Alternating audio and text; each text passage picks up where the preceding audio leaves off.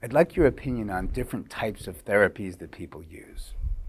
What's your clinical experience and opinion on A, colonics, B, saunas, C, PEMF devices, D, hyperbaric oxygen chambers, E, ozone therapy, F, fasting, and G, green juicing? Okay, so I think we spoke about the colonics, but colonics actually create dysfunction into the microbiome. So I don't recommend colonics. Now, in Ayurvedic medicine, we do something called bastis, which is very different.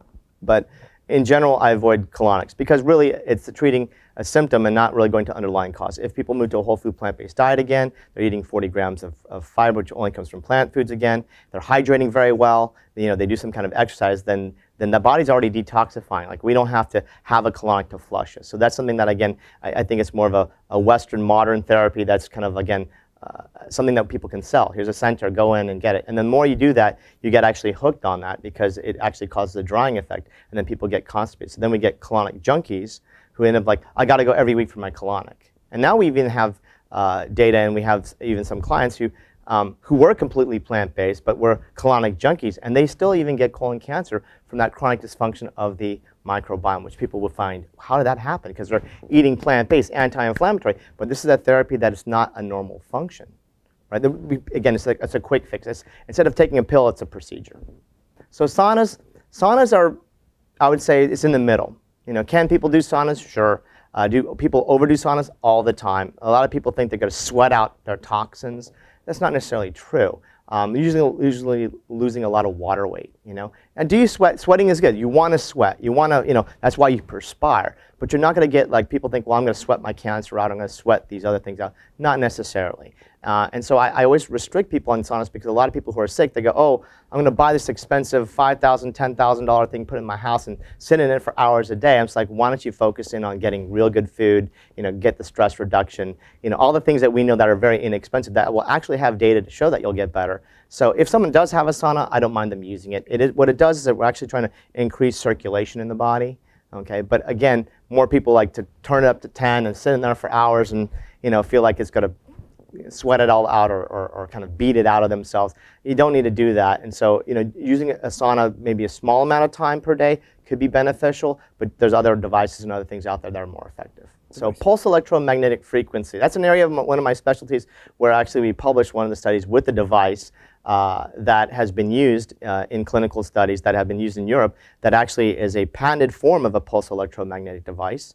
Remember, we think of EMFs as bad things, right? Like 5Gs and stuff like this. PEMFs is a pulsed electromagnetic frequency that is pulsed at a specific rate. But some companies have actually patented a specific signal that it can increase the microcirculation of your capillary flow. So what happens is, we have arteries and veins, and then we have arterioles and venules, and we have these capillaries. There's no drug that affects this basically 76% of circulation in your body. That's why massage is important. That's why yoga is important. That's why stretching is important and exercise, because you're trying to move circulation. When we go see a cardiologist, that 14% is your carotid, your pulse. We take your blood. That's 14% of circulation. We have drugs that can affect that main freeways. But all the little roads in your body, which is everywhere, 76%, nothing, no drug or herb does that. So technology can be used because now we have studies that are patented now and the technology that will move that circulation. So if someone has an injury, what happens is the microcirculation due to inflammation, scarring, tissue, and damage can't flow. So even if they take the right herbs or the right drugs or the right food, it's all about delivery. Healing is about delivery, and that's why when people are sick, we want them to move. When people have surgery afterwards, we want them to move because the more you move slowly, it's about circulation brings the nutrients, that takes the drugs, it brings in the oxygen, takes out the toxins, also moves the immune system to where it needs to go. So now the issues with PEMF devices, that there's a lot of devices out there that claim to do things. I mean, this is what the market is, like we can get something and sell it on the market. And we have to look at, is there data to show that? And so when we actually compare studies, and these are governmental studies now that have been done, most of these other products, as soon as you turn it off, it's done. So are they helpful? Yeah, you're on the mat, you're on this, the device, you can get the benefit, but the ones that are more clinically effective is that when you're on the device, it will last 12 to 24 hours after you're done with the therapy. So you have these long-term benefits. And we use these things for patients that have chronic pain, so back pain and body pain, increasing the circulation to a place that needs to be healed from a fracture or post-surgery, to even athletes. So we look at professional athletes, they want to recover faster. So how do I get that? Now there's sports teams that use these things now to enhance their performance because you're building up lactic acid when you're racing a bike or you're on the football field. When you get off during the break, you can lay on the mat, increase the circulation, get the oxygen and lactic acid out. It's not doping, it's not a drug, it's enhancing your normal physiological function. So there's a difference between PMEF devices, and we look at using the best ones. Next was hyperbaric oxygen chambers. Very expensive. A lot of people get this, particularly cancer patients, unfortunately. Can it be helpful for healing wounds? Yes. That's why most university centers have it. Like you have an ulcer, a wound, a diabetic thing, it helps with oxygenation. Do you get a little bit of a boost of oxygen? Yes. Could you use a PMEF device to get that without the expensive oxygen hyperbaric chamber? Yes. It is, in my opinion, just a little bit out of touch because it's so expensive. So again, someone's going to drop $10,000, $15,000, $20,000 on a hyperbaric chamber. Can it give them benefits? Yes, but again, is that money spent wise? I'm not against hyperbaric chambers, but you have to have a place or people who know how to actually control it. We've seen clinics where they turn over people in hyperbaric chambers and they're not adjusting pressure, which is very discomforting and actually can cause dysfunction in the body. But sometimes, it's just like, here, let's turn it in, and sometimes they're old, they don't regulate the pressure correctly, so it can be used effectively, but I think it's again, that's something that's down the line, that I have other things or other aspects or even therapies that I would give first line that would give a bigger bang for buck.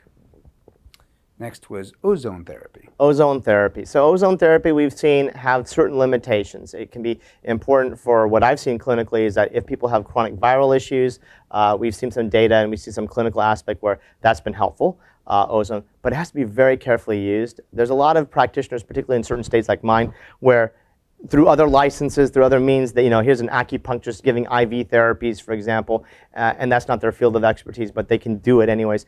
The biggest challenge that we have is a lot of patients now want IV therapies. That's the big trend in America. IV vitamins, IV ozone, IV, and it's not restoring their function. It's looking at how do I get, again, the quick fix. It's like the colonic now by IV, right? So we have to be careful because you can actually cause harm.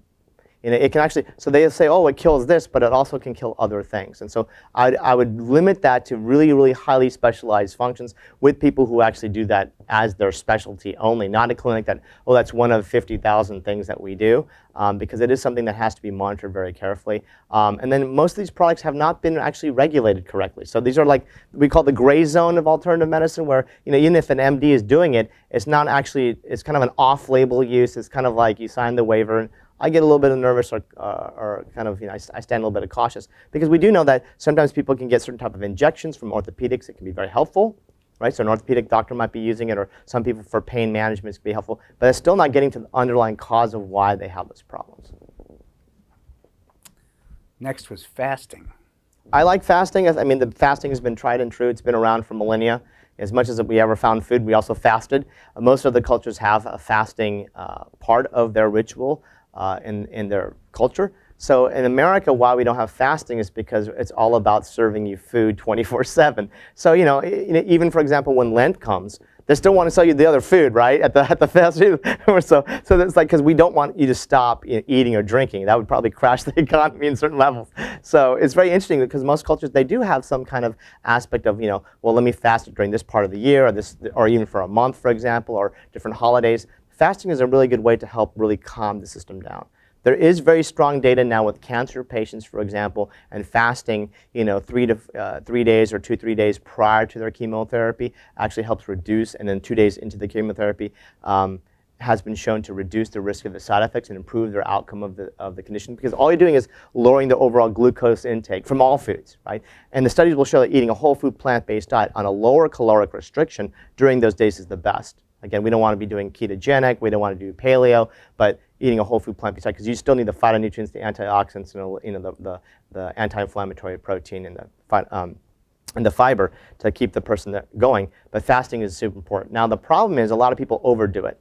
So fasting is something that you kind of work into. So I always tell people when they start fasting, just do it for an extra hour longer, that you're not eating in 2 hours, 3 hours, 6 hours. You got to get. But a lot of people want to go right to like a water fast or something. They go crazy. Right? It's like you don't just run a race, you train for it. So same thing, you have to slowly build into the body, gets that physiological changes. I don't really have to have people do water fasting. I think people who do water fasting should be medically supervised because when people just water fast, especially if they're taking medications, certain medications they have to either reduce because it can actually cause more side effects because they're getting less food in the body and less nutrition and effects of absorption. So I like kind of doing like a juice fast where they're having a little bit of green juice. So there's some sustenance. Again, a lot of people want to just starve themselves out of it, and that's a little bit too much of the mentality of like too much too far. If you do it correctly, like a practice, like I think Dr. Cousins talks about, oh, he does it twice a year or something. Like that should be like a normal practice of the cleanse. In Ayurvedic medicine, we do what they call panchakarma. That detoxification is like every season change or at least once a year. It's like, how do we go through this practice of clearing out? So fasting is an easy way. Again, it's cheap, it's free, you know, it doesn't cost anything, but I think people need to have guidance. In our website, you know, we do have House of Sanjeevani YouTube channel, and we actually have episodes. In one of the episodes, we talked to Dr. Clapper, who's one of the world's experts in fasting, and we have a great discussion because really, at the end of the day, you know, fasting is like a great intervention, but if people truly eat a whole food plant-based diet as much as they can, then fasting may not be needed. But really, due to our sad American diet and our lifestyle, fasting can have an important role. And green juicing. Green juicing, again, is too overly simplified, right? So what's in the green juice? Is it fully nutritionally sound? Again, most of them aren't. They put a couple of fruits or vegetables and they sell it. Can it be helpful for your health? Is it better than a soda or a standard American diet food? Absolutely. Is it going to truly do what people think of like detoxification? Absolutely not, because they have not been designed. Now we use protocols again that have designed what should you put into, if you were doing juicing, so that you get all the phytonutrients, all the anti-inflammatory proteins, the antioxidants and the fiber at the right amount. So it can be done as a meal replacement. Right now, since most of these products or programs are nutritionally not up to par, then that patient actually ends up having deficiencies. So they get fatigued, they get tired. They think they're detoxing. Oh, it's a good thing. It's like, no, you're nutrient deficient now, because they're not been designed by people who have studied nutrition. These are online marketers.